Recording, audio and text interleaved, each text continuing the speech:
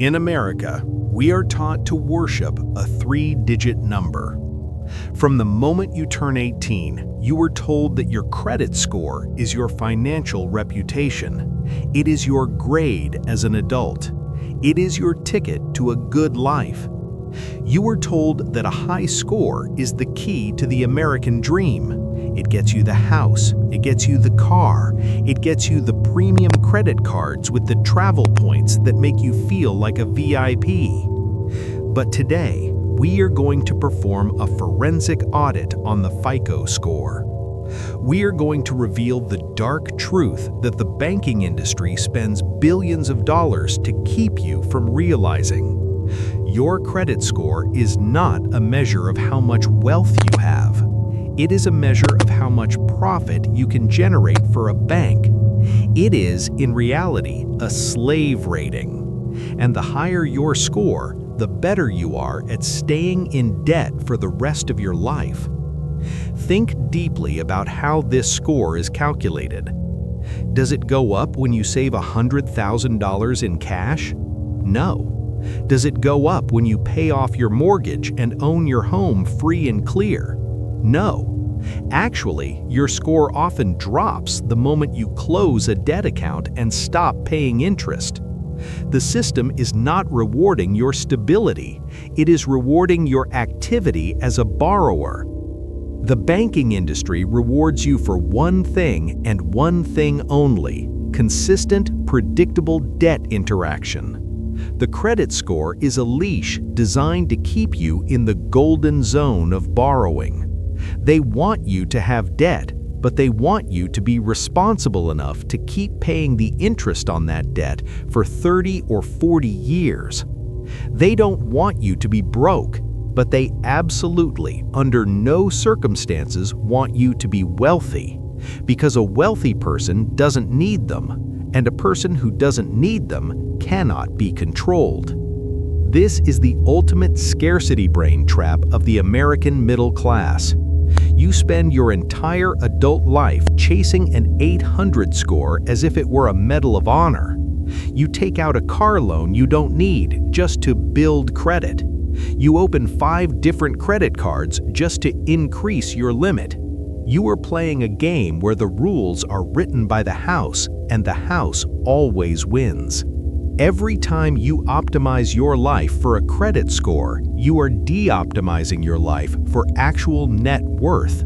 You are choosing a grade over actual gold. Ask yourself this question: who is truly wealthier? The person with an 800 credit score but $0 in the bank and a $5,000 monthly debt payment to maintain their lifestyle, or the person with a 0 credit score because they haven't borrowed a single dollar in 10 years, but they have $200,000 sitting in a high-yield account? The system will tell you the first person is a success and the second person is a failure. That is the scam. They have redefined success as the ability to borrow, and failure as the refusal to play their game of debt. The points and the miles are nothing more than the cheese in a high-tech mousetrap. They give you 1% back in rewards while they charge the merchant 3% and charge you 25% in interest if you miss a single step in their dance. They are literally bribing you with your own money to keep you inside the ecosystem of consumption. They want you to feel smart while they take your future. How do you escape the credit score scam? You have to stop caring about the grade. You have to realize that you don't need a high score if you have high liquidity. Cash is the ultimate score. Cash doesn't ask for permission from a bureau. Cash doesn't report to an agency. When you have enough capital, you become your own bank. You become invisible to the system that wants to track your every move. Starting today, stop looking at your credit app every week. It is a dopamine trap designed to keep you emotionally engaged with your debt. Focus on the only number that actually matters for your freedom: your net worth. That is, everything you own minus everything you owe. If that number isn't going up every single month, your high credit score is just a shiny ornament on a sinking ship. It is a gold-plated cage. The system wants you to be a preferred borrower.